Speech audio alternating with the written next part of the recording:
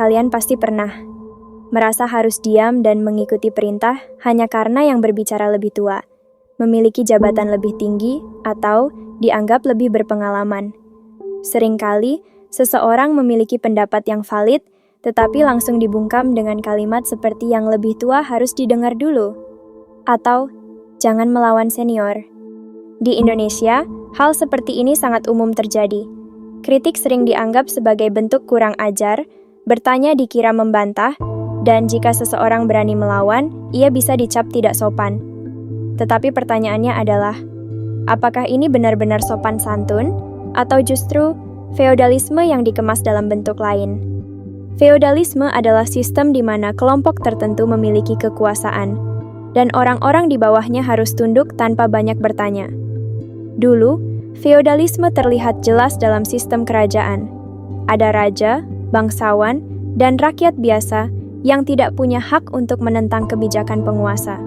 Namun, di zaman sekarang, feodalisme tidak selalu terlihat seperti itu.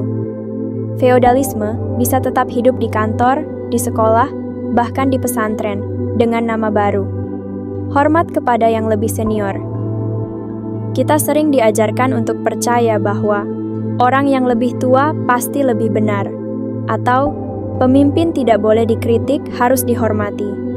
Namun, jika hormat berarti harus diam dan menerima tanpa berpikir kritis, maka itu bukan lagi sikap hormat, melainkan bentuk pembodohan.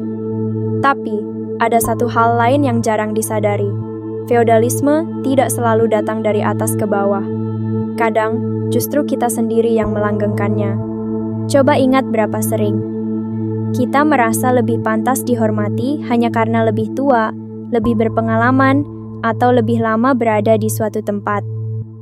Betapa mudahnya kita tersinggung saat ada yang lebih muda mempertanyakan keputusan kita, atau saat seseorang yang lebih junior terlihat lebih cerdas dan kritis. Kita sering mengeluh soal senioritas yang menekan, tetapi ketika mendapat posisi lebih tinggi, apakah kita benar-benar berbeda? Jangan-jangan, kita juga ingin dihormati tanpa kritik, ingin dianggap benar hanya karena pengalaman, dan ingin dihargai bukan karena kualitas, tetapi karena status. Ini sebabnya feodalisme sulit hilang, bukan hanya karena ada yang menindas, tetapi karena kita sendiri seringkali ingin diperlakukan seperti yang di atas. Budaya ini bertahan karena banyak orang yang merasa lebih nyaman di posisi dihormati, daripada di posisi yang harus terus membuktikan diri dengan kualitas dan kompetensi.